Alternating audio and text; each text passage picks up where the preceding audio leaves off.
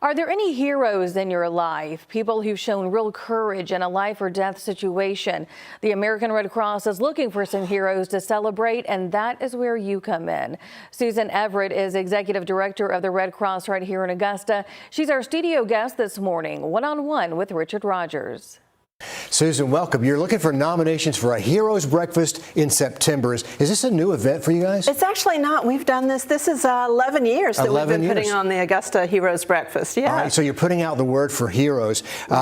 It's not local to Augusta. You're looking for heroes in 23 counties. Right. So we serve our East Central Georgia chapter, covers 23 counties, essentially close to Athens, close to Atlanta, close to Savannah. So if you're in any of those areas, we'd love to have some hero nominations so we can recognize great people doing wonderful things. This is for our viewers in Georgia, not South Carolina? Correct. This is a Georgia one. A Georgia project. Yeah. Give us some examples of a hero. What kinds of people do you meet year after year? Yeah, it's really all kinds. There's actually 13 different categories. So we have some from basic Good Samaritans. Last year it was a lady that was driving her car down a busy road. She actually saw a 2-year-old in the middle of the road, stopped the car, stopped traffic, and was able to get that toddler out of harm's way. Wow. We have doctors, we have nurses, we have military, fire, rescue.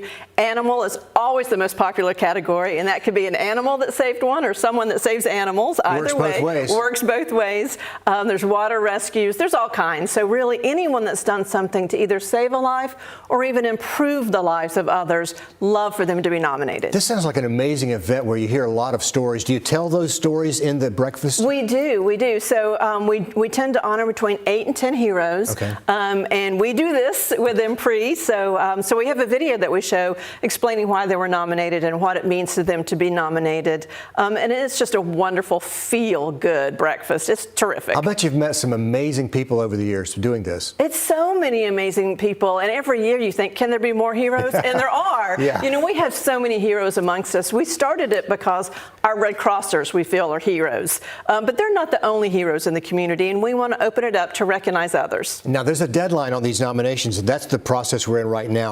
July 28th. Yes. So they need to get these nominations in before then. Yes. And we've made it easier for you to nominate someone. There's the flow code right there. Where will that take us? That will take you to a very short page, and it'll give you a little information on the top. You scroll to the bottom. The online nomination form is there, and it literally takes less than 5 minutes to fill it out. Do you get lots of nominations every year? We do, but we always want more. I mean, we want the best of the best to be able to be nominated. And do you normally hear from a lot of the outlying counties as well? We tend to do. We hear mostly from Columbia and Richmond County, but we have others from Burke and other counties as well. But we'd love to recognize whoever really deserves to be recognized. Well, I hope viewers within the sound of our voice this morning will have a look at this and maybe consider someone. There's always a news story. There's always something that you see that might spark an idea for a nomination. Right. Yeah. It could be anything, you know, and there's the Youth Award, too, which is always one of our favorites, to recognize those young people that are really giving back to their communities as well. That's a good idea. Is there an age limit on that category? Nope. It's anything under 18.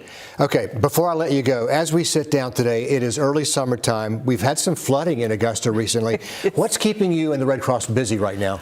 Well, we're still continuing taking care of some of the families that we helped with the flooding. Obviously, we're already in hurricane season, so we're prepping to make sure that we're ready for that. We're continuing helping our military, as we do every single day, and as well as doing our CPR and life-saving training and getting more volunteers in. So we're always busy, but it's what we're here to do. We did a lot of news coverage of South Richmond County just recently in that heavy rain. Did you see some of that flooding? Because those people were pulling stuff out of their house. Yeah, we sure did. And we actually had teams on the ground at midnight that night that stayed up all the day and then spent 3 days going and visiting homes. And we helped about 60 families with financial assistance and casework and other things too. We saw that. We were also worried about those families that did not quite have enough flooding to count for Red Cross assistance. We worry about those people. Yeah. What's the net look like for them?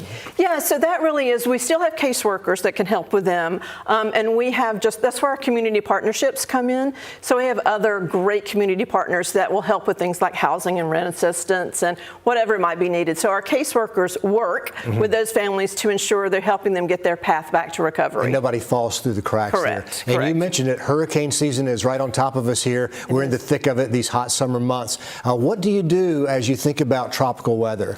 Yeah, so the first thing and the main thing we do is make sure that all of our volunteers are trained up and ready to go. So you never want to have to be training or prepping in the midst of a disaster. You guys might be heading to Alabama, to Florida, wherever.